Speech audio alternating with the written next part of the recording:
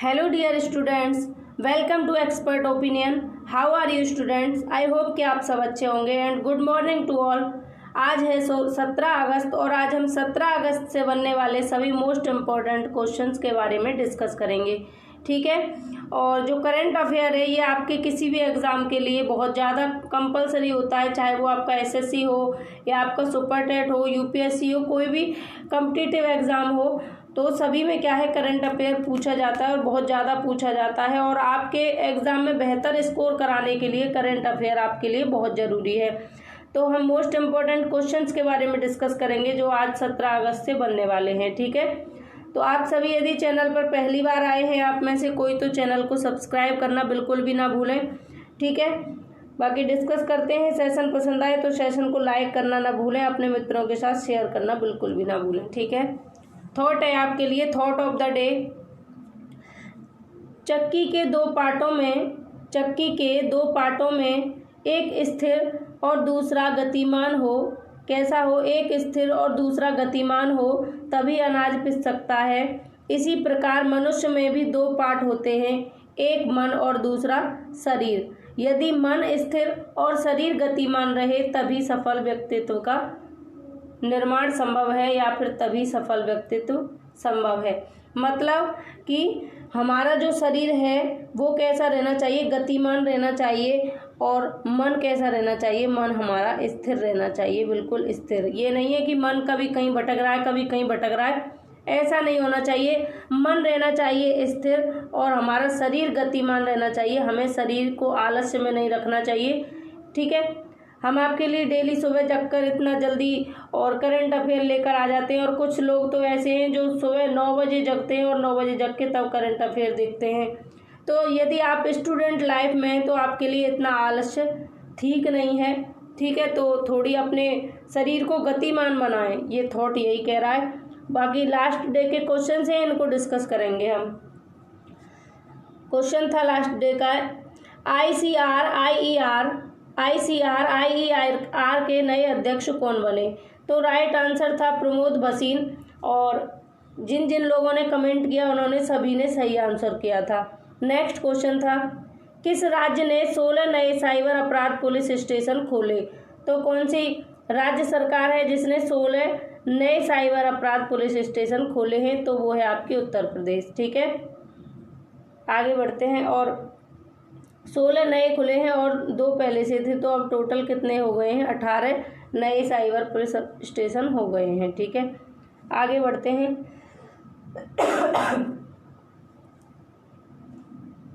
आपके लिए निरंतर मेहनत करते करते और मेरी नींद भी कंप्लीट नहीं हो पाती है, जिसकी वजह से मेरी तबीयत थोड़ी ख़राब हो गई है। वो आप देख ही रहे हैं डेली की वीडियोज़ में, आपने थोड़ा सा तो एनालाइज किया होगा कि मेरी तबीयत अभी ठीक नहीं है पूरी तरह से। और वैसे भी आप लोगों का भला हो जाए, आप लोगों के लिए अच्छा हो जाए, आप अच्छा स्कोर करें अपने एग्ज़ाम में, इससे बड़ी मेरे लिए कोई खुशी की बात नहीं होगी। बाकी हमारे चैनल पर सीटेट की तैयारी, सीटेट को टारगेट किया हुआ है मैंने, और मैं चाहती हूँ कि आप लोग सीटेट में इस बार इतना बेहतर स्कोर करें कि आपने भी कभी उम्मीद ना की हो अपने आप से, इतना ज़्यादा करें और मुझे बहुत खुशी होगी तब जब आप अच्छे नंबर गेन करके आएंगे। और जब मैं ये सुनूंगी कि जिन लोगों ने मेरे चैनल से पढ़ा और उन्होंने अच्छे नंबर गेन किए, तो मुझे बहुत खुशी होगी इस बात की, ठीक है। बस यही सोचकर मैं निरंतर आपके लिए प्रयासरत हूँ। तो फर्स्ट क्वेश्चन है आपकी स्क्रीन पर आज का, एसबीआई, एलआईसी और बैंक ऑफ बड़ौदा पर म्यूचुअल फंड नियमों के उल्लंघन करने पर किसने 10-10 लाख का जुर्माना लगाया है? तो एसबीआई है आपकी, एलआईसी है और बैंक ऑफ बड़ौदा है। इन पर म्यूचुअल फंड नियमों के उल्लंघन करने पर 10-10 लाख का जुर्माना किसने लगाया है? ऑप्शन हैं सुप्रीम कोर्ट, केंद्र सरकार, सेबी, नीति आयोग। तो इसका राइट आंसर हो जाएगा थर्ड ऑप्शन, सेबी। सेबी ने लगाया है इन पर तीनों पर 10-10 लाख का जुर्माना, ठीक है। क्यों लगाया है ये जानेंगे आगे। चलिए फिर, ये हैं इससे बनने वाले कुछ इम्पोर्टेंट पॉइंट्स, ठीक है। एसबीआई, एलआईसी और बैंक ऑफ बड़ौदा पर म्यूचुअल फंड नियमों के उल्लंघन करने पर सेबी ने 10-10 लाख रुपए का जुर्माना लगाया है। सेबी को जांच में पता चला है कि एसबीआई, ठीक है, एसबीआई, एलआईसी और बैंक ऑफ बड़ौदा अपने म्यूचुअल फंड के प्रायोजक हैं। इन सभी के पास 10% से भी अधिक हिस्सेदारी है। ठीक है, इस वजह से इन पर जुर्माना लगाया है, क्योंकि इन सब के पास में 10% से अधिक क्या है, हिस्सेदारी भी है, और ये अपने म्यूचुअल फंड के प्रायोजक भी हैं। ठीक है, आगे बढ़ते हैं। सॉरी, नेक्स्ट क्वेश्चन है, फ्लिपकार्ट ने भारत के पश्चिम बंगाल और उड़ीसा में शराब पहुंचाने के लिए किस कंपनी के साथ समझौता किया? तो जो फ्लिपकार्ट है उसने अपने ग्राहकों के लिए ऑनलाइन शराब पहुंचाने के लिए और किसके साथ में समझौता किया है? तो ऑप्शंस हैं आपके DSDC, स्टार्टअप जियाजियो, फिलिस्टो एंड स्टार्ट ऑफ मेट्रो। तो राइट आंसर है आपका स्टार्टअप जियाजियो। थर्ड ऑप्शन आपका सेकंड ऑप्शन सही हो जाएगा, स्टार्टअप जियाजियो। स्टार्टअप जियाजियो के साथ फ्लिपकार्ट ने भारत के पश्चिम बंगाल और उड़ीसा में शराब पहुंचाने के लिए समझौता किया है। इससे बनने वाले पॉइंट्स की बात करेंगे। फ्लिपकार्ट ने भारत के पश्चिम बंगाल और उड़ीसा में शराब पहुंचाने के लिए स्टार्टअप जियाजियो के साथ में समझौता किया है या साझेदारी की है। अब फ्लिपकार्ट के ग्राहकों को अपने पसंदीदा अल्कोहल का ऑर्डर करने का मौका मिल जाएगा, और जिसके बाद हिप बार उसे रिटेल आउटलेट कर लेगा और फिर डिलीवरी की जाएगी। ठीक है, रिटेल आउटलेट करेगा और फिर क्या होगी, डिलीवरी होगी। और इससे क्या फ़ायदा होगा कि जो फ्लिपकार्ट के ग्राहक हैं उन्हें ऑनलाइन अल्कोहल की प्राप्ति होगी। ठीक है, पश्चिम बंगाल और उड़ीसा में। नेक्स्ट क्वेश्चन है आपको सेशन पसंद आए तो सेशन को लाइक करना बिल्कुल भी ना भूलें और अपने मित्रों के साथ शेयर करते रहें, ये आप विशेष ध्यान रखेंगे ताकि सभी लोग चैनल से जुड़ सकें। ठीक है, श्रीलंका में राष्ट्रपति राजपक्षे ने पूर्व नौसेना प्रमुख एडमिरल डैश को विदेश सचिव नियुक्त किया है। तो श्रीलंका में राष्ट्रपति राजपक्षे जी जो हैं, राष्ट्रपति कौन है श्रीलंका में, राजपक्षे जी, उन्होंने पूर्व नौसेना प्रमुख एडमिरल डैश को इनमें से किसको विदेश सचिव नियुक्त किया है? तो ऑप्शन हैं केले जगरात, जेले संकारा, मिश्रा, दिलशान, और लास्ट ऑप्शन है जयनाथ कोलंबागे। तो यही राइट आंसर है आपका जयनाथ कोलंबागे। ठीक है, जयनाथ कोलंबागे को विदेश सचिव नियुक्त किया है किसने? श्रीलंका में राष्ट्रपति राजपक्षे ने। बाकी मोस्ट इम्पोर्टेंट पॉइंट्स हैं इसके कुछ, इनके बारे में डिस्कस करेंगे। श्रीलंका में राष्ट्रपति राजपक्षे ने पूर्व नौसेना प्रमुख एडमिरल राजनाथ कोलंबागे को विदेश सचिव नियुक्त किया है। तो ये जो आपको दिख रहे हैं ये हैं, यहाँ पर इनका नाम आया है राजनाथ कोलंबागे। ये कौन है? तो ये क्या है, ये नौसेना प्रमुख के एडमिरल थे, पूर्व एडमिरल। ठीक है, और वे रविनाथ आर सिन्हा की जगह लेंगे। अब ये किसकी जगह ले लेंगे? आपके राजनाथ कोलंबागे रविनाथ आर सिन्हा की जगह ले लेंगे। इनसे पहले प्रमुख एडमिरल कौन थे? विदेश सचिव कौन थे इनसे पहले? तो रविनाथ आर सिन्हा जी थे। ठीक है, जो कि विदेश सेना के अधिकारी हैं। नेक्स्ट पॉइंट है जयनाथ कोलंबागे राष्ट्रपति गोटाबाया राजपक्षे के विदेशी मामलों के सलाहकार थे। ठीक है, आगे बढ़ते हैं। नेक्स्ट क्वेश्चन है 74वें स्वतंत्रता दिवस पर पीएम मोदी ने लाल किले की प्राचीर पर कौन सी बार तिरंगा फहराया? तो 74वें स्वतंत्रता दिवस यानी कि अभी जो 15 अगस्त आपका निकल के गया है, तो प्रधानमंत्री ने लाल किले की प्राचीर पर तिरंगा फहराया था। तो वो कौन सी बार फहराया था, ये आपका क्वेश्चन कह रहा है। ऑप्शंस हैं 5वीं बार, 6ठी बार, 7वीं बार या 8वीं बार। तो राइट आंसर हो जाएगा आपका 7वीं बार। 7वीं बार प्रधानमंत्री नरेंद्र मोदी ने लाल किले की प्राचीर पर तिरंगा फहराया। ठीक है, इससे बनने वाले इम्पोर्टेंट पॉइंट्स की बात करेंगे। तो पूर्व प्रधानमंत्री अटल बिहारी वाजपेयी को पीछे छोड़ते हुए प्रधानमंत्री नरेंद्र मोदी ने 74वें स्वतंत्रता दिवस पर लाल किले की प्राचीर पर 7वीं बार तिरंगा फहराया। कौन सी बार? 7वीं बार। ठीक है,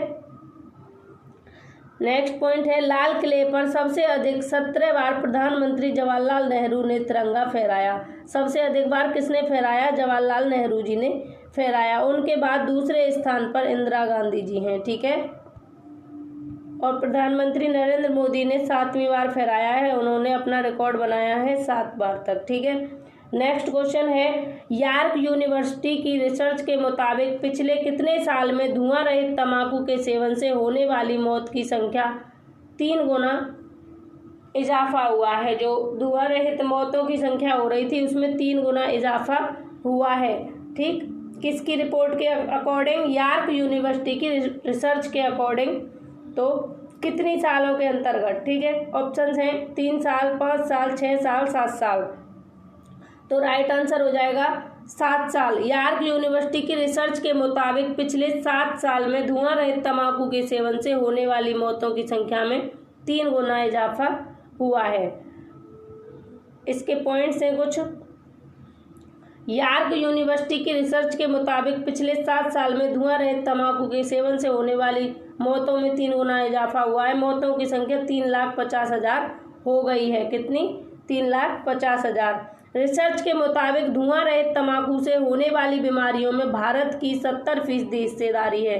कितने फीसदी हिस्सेदारी है? भारत की 70% हिस्सेदारी है। ठीक है, नेक्स्ट क्वेश्चन है आपकी स्क्रीन पर। एक सेकंड। हाल ही में होमगार्ड मंत्री और पूर्व क्रिकेटर चेतन चौहान का निधन किस कारण हुआ है? जो चेतन चौहान जी हैं इनका हाल ही में निधन हो गया है। किस वजह से हुआ है? क्या कारण रहा? तो ऑप्शंस हैं कोरोना वायरस से, हार्ट अटैक से, दमा से, या इनमें से किसी से नहीं। तो ये तो बिल्कुल होगा ही नहीं, क्योंकि निधन उनका हुआ है तो कोई तो रीज़न रहा होगा। तो राइट आंसर है ऑप्शन फर्स्ट, कोरोना वायरस से। ठीक है, किससे हुआ है? कोरोना वायरस से।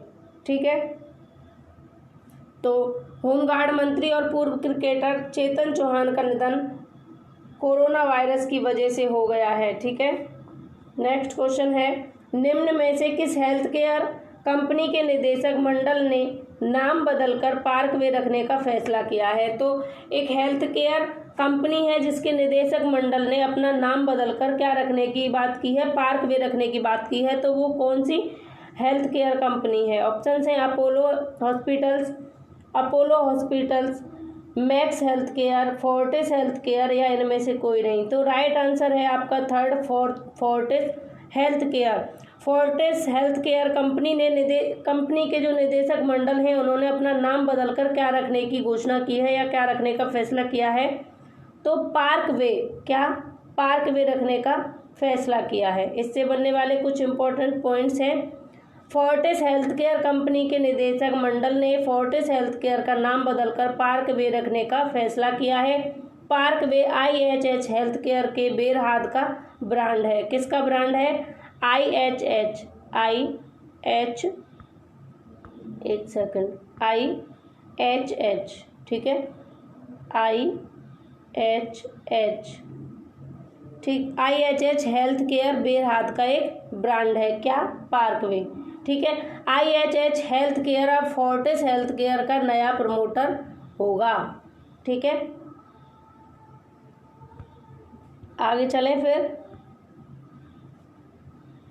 नेक्स्ट क्वेश्चन है, भारत सरकार ने कोरोना वायरस से मुकाबले के लिए एंटीगुआ और बारबुडा को कितने मिलियन अमेरिकी डॉलर की सहायता देने की घोषणा की है? तो भारत सरकार, आप देख रहे हैं कि अब जो करंट में भारत सरकार क्या है कि बहुत सारे देशों को अनुदान दे रहा है, किसी को सहायता दे रहा है। तो हमारा भारत अब किसी से पीछे नहीं है। ठीक है, किसी से पिछड़ा हुआ नहीं है, लोगों की मदद में आगे है, सबसे पहले आगे बढ़ने का प्रयास करता है और आगे बढ़ता भी है हमारा भारत। तो हमें अपने भारत देश पर गर्व होना चाहिए। और हमारे देश को आज़ाद हुए कितने वर्ष हो गए? 74वें स्वतंत्रता दिवस पर हम लोगों ने बहुत ही एंजॉय के साथ अपना स्वतंत्रता दिवस मनाया। और हम उम्मीद यही है हमें कि हमारा देश ऐसे ही आगे बढ़ता रहेगा। हमारे जो स्वतंत्रता सेनानी हैं जिन्होंने अपने देश को आज़ाद कराने के लिए बलिदान दिया, उनका बलिदान व्यर्थ ना जाए। उनके बलिदान की कोई था नहीं है। उन्होंने जो अपना बलिदान दिया, अपने प्राण त्याग दिए, अपना घर परिवार सब कुछ त्याग दिया। तो उन बलिदानियों को तो हमारा सत सत नमन है। तो ऑप्शंस पढ़ेंगे इसके। फर्स्ट ऑप्शन है 1 मिलियन, 2 मिलियन, 3 मिलियन, 4 मिलियन। तो इसका राइट आंसर है 1 मिलियन। भारत सरकार ने कोरोना वायरस से मुकाबले के लिए एंटीगुआ और बारबुडा को 1 मिलियन अमेरिकी डॉलर की सहायता देने की घोषणा की है। ठीक है, नेक्स्ट क्वेश्चन, इससे बनने वाला इंपॉर्टेंट पॉइंट्स है ये। इस राशि को देने का उद्देश्य कैरिबियन देश में स्वास्थ्य क्षमता और बुनियादी ढांचे में सुधार लाना है। ठीक है, हमारे जो भारत देश का इस राशि को देने का उद्देश्य क्या है? जो कैरिबियन देश हैं उनके स्वास्थ्य क्षमता और बुनियादी ढांचे में सुधार लाना है। ठीक है, आगे बढ़ते हैं। नेक्स्ट क्वेश्चन है, हाल ही में किसने अवमानना केस में वरिष्ठ वकील प्रशांत भूषण को दोषी करार दिया है? ऑप्शंस हैं Delhi high court, supreme court, केंद्र सरकार, इनमें से कोई नहीं। तो राइट आंसर क्या है? सुप्रीम कोर्ट है। सुप्रीम कोर्ट ने अवमानना केस में वरिष्ठ वकील जो है प्रशांत भूषण, उनको दोषी करार दिया है। क्यों दिया है इन्हें दोषी करार? कितना महानता भरा इन्होंने काम किया है, देखेंगे आगे। तो सुप्रीम कोर्ट के न्यायमूर्ति अरुण मिश्रा, BR गवई और कृष्ण मुरारी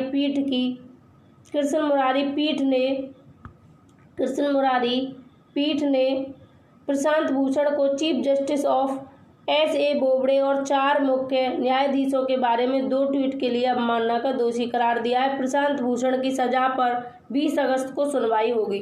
तो ये प्रशांत भूषण जी जो हैं इन्होंने क्या किया है? इन्होंने chief justice of India SA Bobde और 4 मुख्य न्यायाधीशों के बारे में ट्वीट के लिए अवमानना पर दोषी करार दिया है। ठीक है, ट्वीट किया था इन्होंने उसके लिए। प्रशांत भूषण की सजा पर 20 अगस्त को सुनवाई होगी। नेक्स्ट है क्वेश्चन आपका, नेक्स्ट और लास्ट है आज का। प्रधानमंत्री नरेंद्र मोदी ने 74वें स्वतंत्रता दिवस के मौके पर कई बातों का जिक्र करते हुए कौन सा मिशन लॉन्च किया है?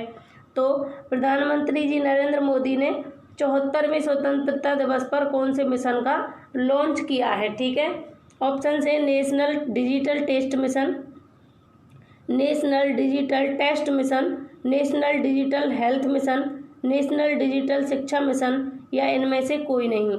तो राइट आंसर है नेशनल डिजिटल हेल्थ मिशन।